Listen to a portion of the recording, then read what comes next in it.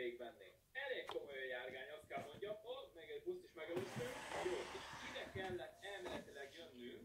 Elméletileg itt most nem fogunk tudni bemenni, hanem valami más helyet kéne találni, hogy beüssünk a garázsba. Viszont itt van az a kocsi, amit nekünk el kell lopni. Úgyhogy valahogy megpróbálok ide feljutni. Aha, és itt is van a legeslegelső feladat. Valami áramköröket kell állítgassak. Na jó, ilyen megpróbáljuk bekapcsolni így. Nem jó. Ott, most jó, sikerült eltalálni. Oké, ez is megvan.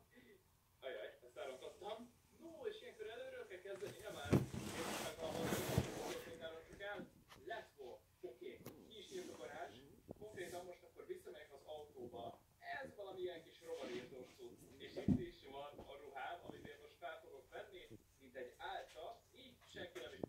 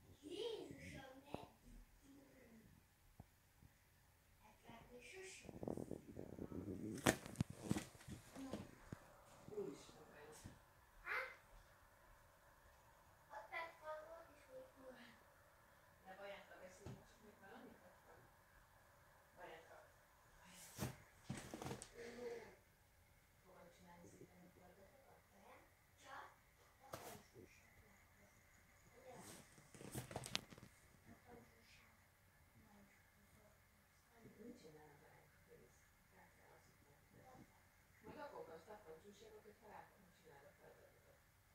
Mert már megkérdeztem.